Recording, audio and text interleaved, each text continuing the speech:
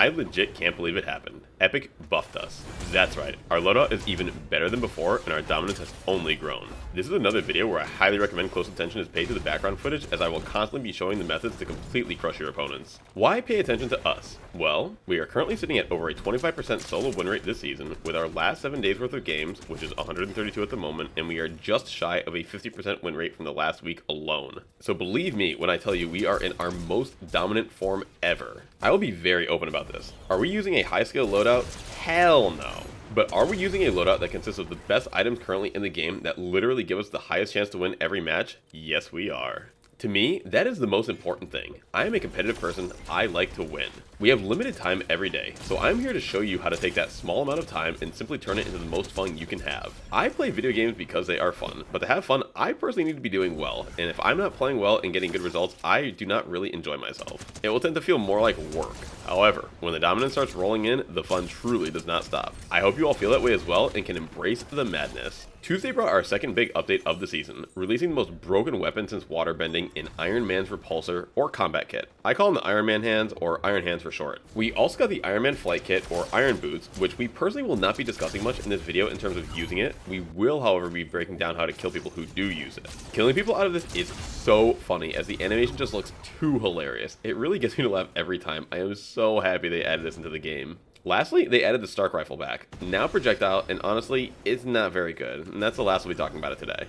So what changed in our final loadout from our last video to this one? Basically, we stopped using a gun and replaced it with the Iron Hands. This is because the auto-aim feature of the hand is just too valuable to deny. When flying around with the jetpack, it makes hitting your targets so much easier. To the point where you don't even need to see them, as long as you can see the red circle around your opponent, fire away. Meaning your own body can get in the way, and it's still easy to see targets, easy to hit them through trees, even easy to hit them in bushes. The longer the range, the more you have to lead your shot, even if you have the red auto-tracking reticle. Somewhere in the 25 to 30 meter range is when the auto-aim stops working, but it is still possible to hit opponents by slightly leading your shots. Iron Hands also has a secondary attack, the Unibeam laser. This is a very situational attack, and I would only recommend using it in exactly one instance. When a car is trying to drive away from you and they are unlikely to get out and shoot you. Ideally, you have already put pressure and damage on your opponent. I say this because it is very easy to get completely blasted out of the sky when you use the Unibeam. It forces you to sit still for about 2 seconds, and you can't even move your camera after the first second. You are basically locked in, so you need to predict where your opponent will be going and pre-aim for your target. The reward is worth it, however. You do 360 vehicle damage, and the stack does 90 player damage. It can hit players through the car if you get the right angle. From what I've found, the best way to get consistent player damage is to hit them more from above, preferably at a 45-degree angle when they are at a decent bit away from you, assuring your safety. Also, make sure you are aiming for the driver's side. It is the splash damage that hits them, and its range is very limited. Worth noting early in this video, as it's gotten me killed a few times already, it is very easy with the way we play our loadout to Unibeam by accident and die for it. The reason for this is because I have the Captain America shield out very often, and to block, you hold your ADS input. ADS is also the input for the Unibeam attack, so if you are switching from shield to Iron Hands, it is very easy to accidentally Unibeam if you don't release ADS quick enough. Where when we carry a normal weapon, you are free to switch from a blocking stance to an ADS weapon with no repercussion. I have done this more times than I care to admit, and I am warning you how easy it is to do here and die because of it. In fact, the 7-game win streak that we used to make this thumbnail was ended because we accidentally Unibeamed and our opponent was able to kill us on the 8th game. So, if you didn't watch our last video, honestly, I would highly recommend you go do it now or after this one's over, really doesn't matter, link will be in the description. It gives you an amazing framework for how our strategy works. However, we will be going over some of the more important points here, again, to reinforce the concept as well as add new twists given the new items in the game. One massive concept I want to stress that I don't know if I fully got across in that video is we really want to be looting very heavily this season before we start taking random fights. This is because it is easier than ever to get absolutely destroyed in a fight, whether it's from your opponent or third parties coming in. In order of importance for our loadout is Jetpack is number 1. This will help you survive more than anything else, and even though it doesn't damage players, it is what will help us get to loot faster than any other way possible. Then we have the Captain Shield. This protects us with its block, coupled with our jetpack, it allows for great movement and protection. You should rarely get your stance broken holding this, and you should never die from it if you are fully kitted. This also gives us the benefit of being able to do damage in the form of the shield throw and the lesser used bash attack. Next thing we go for is the auto turret. I know, right? No weapon on the list, huh? Auto turret is simply busted when combined with the 2 previous items. I often start my offense by simply blocking and letting the turret do the work. applying pressure and letting me get a feel for the fight. This also forces our opponent to reload and opens them up for a chance to attack. Between shield throws and turret tick damage, with proper jetpack movement, these 3 items are all you need to beat most players in solo pub lobbies right now. The next item we carry is the Shuri claws, and we don't really even carry shocks anymore, although if we can't find claws for whatever reason, shocks are still acceptable. This slot is basically our we need time to recharge our jetpack item. During some of these fights, they can get kind of drawn out. Wasting your opponent's jet fuel, they waste yours. It goes back and forth for a bit very easily. If you're caught in an instance where you pretty much have no fuel because you needed it to survive, this is where the Shuri claws come into play. From a full stamina bar, you can pounce 5 times, meaning jump in the air and click attack. This sends you pretty far post buff and allows you to easily input slide directly after, giving you basically a mini shockwave effect. Once you do 5 dashes, with slides mixed in between, which are very hard to hit you out of by the way, you should be fully recharged on your jetpack, ready to continue your offense. At times, if I haven't taken much damage, I will even Shuri Claw around my opponent, trying to break their camera in an effort to get even more auto turret tick damage in while my jetpack recharges. In addition to this effect, you are basically able to combine Shuri Claws with the jetpack and achieve a very high altitude with this combo. Once again, you get 5 pounces per stamina bar, but with jetpack hovers between, you can link them in the air.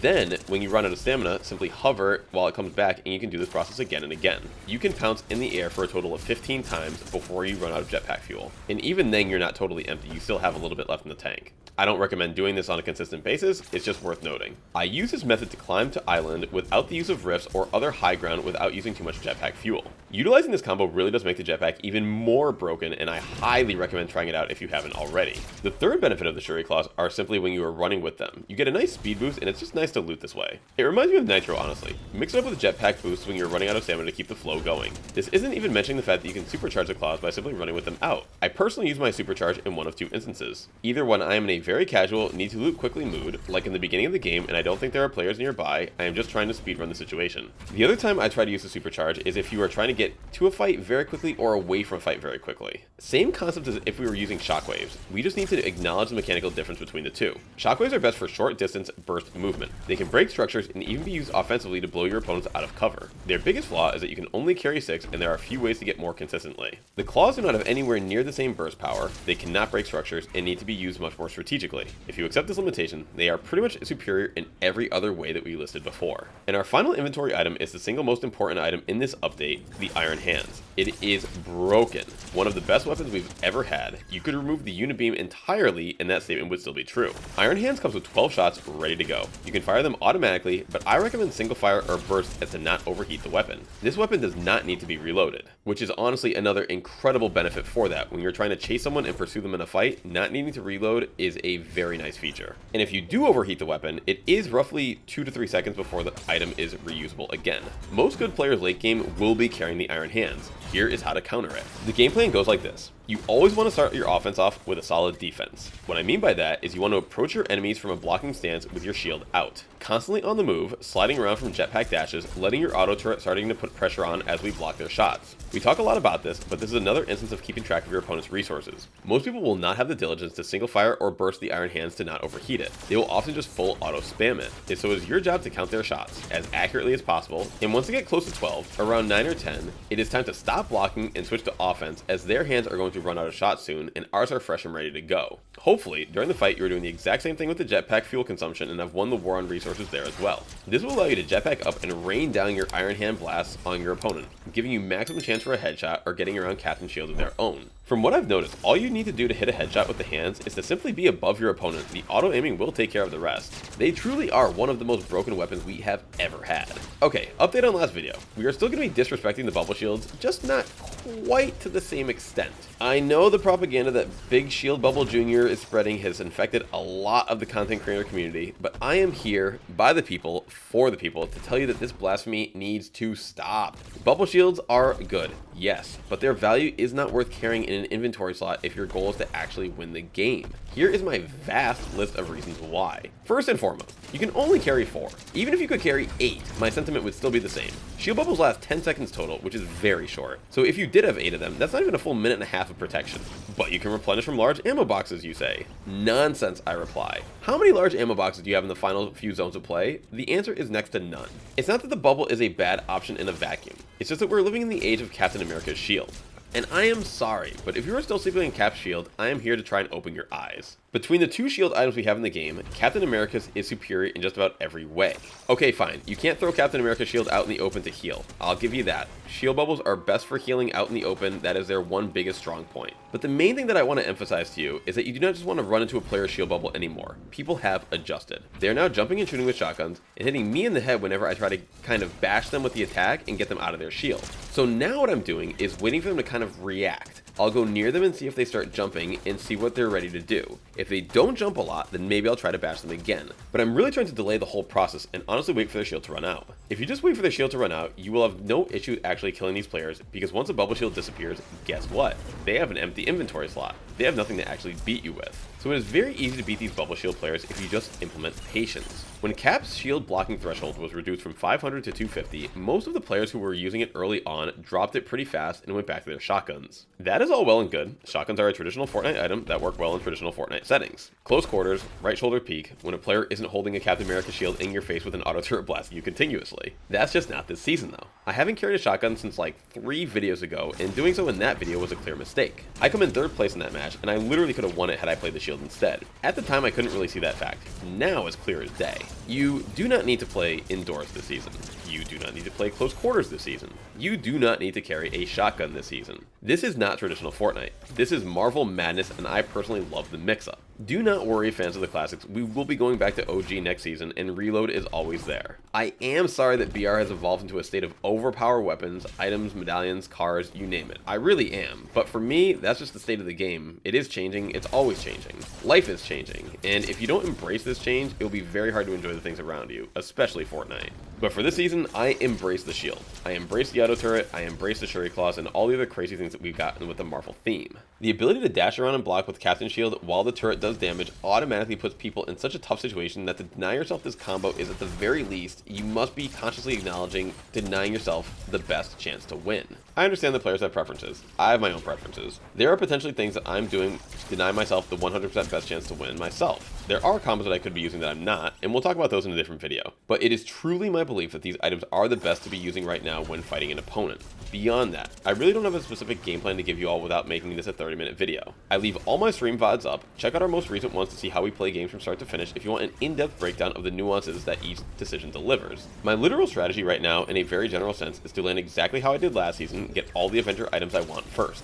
Then try to get the Iron Hands. I will check any of the 6 potential drop locations on the map that Iron Man Rocket can drop at. I don't go to all of them, just the ones that I'm nearby. These bots all spawn with a single Stark chest, which is a 50-50 chance of either getting the boots or the hands. Sometimes I get hands early game, sometimes I just have to wait to get them from a drop or an eliminated player. Just use Striker Auto or Burst like last time until you can find the hands. It is very nice to have the long range option. One quick note, when giving up the AR for Iron Hands, while we do gain a ton in combat ability, the biggest thing we do give up is our ability to destroy vehicles. No way about it. Iron Hands does not destroy vehicles well. This is why earlier I mentioned before unibeaming a driving player, you want to make sure you do damage to them first, so hopefully the beam itself kills them. If it does not, they are very likely to get away. Just as an aside, I personally am quite okay with players escaping currently. Previous seasons, I always wanted to hunt players down and finish my kills as quickly as possible. However, this season I've taken a much more passive approach, as I feel like whenever I encounter them again, I will have no issue actually killing them. This is mainly because our current loadout and strategy is so dominant that as long as we take a head-to-head fight, I truly feel like we can kill any player in the world right now, and I mean anybody.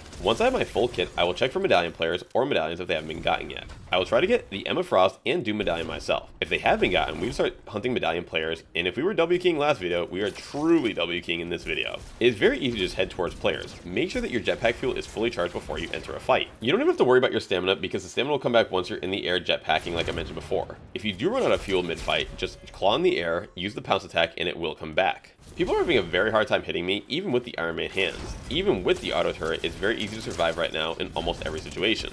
That is why this truly is a way that you could win every single game, if you do pay attention and play well enough and respect your opponents properly. Because it's very easy to die in a moment's notice, it's very easy to get third party shot from behind. Your shield will not do anything there. So long as you respect your opponents in these situations and you do play well, I truly believe that you could win any game possible. You could beat any player, and I've never felt that way about a season before, which is just very fun. When we go back to OG, I know I'm not going to have the same dominance, because I'm not as good with traditional weapons as other players are. So that's why whenever I'm in a new season of Fortnite, I like to abuse all the most powerful things, the most powerful strategies, because that's how a weaker player like myself can get insane results like a truly skilled professional veteran player can. And this is the first time that I've ever been able to get a near 50% solo win rate, you know, around 100 games. Like, that's crazy. And I hope that it continues, and we're going to continue with it best we can given everything new this season has given us. If you made it this far, please consider leaving a like. You know it helps us so much. Comment down below what you think of this loadout, our strategy, our current dominance, all that good stuff. Anything really helps the algorithm. Have you tried this yet, and what have your results been so far? I would really love to hear everyone's opinion. And truly, like, not just for the algorithm, I really do want to know what everyone thinks about this. Thank you all so much for watching. Love you all as always, and we'll see you on the next one. Bye-bye.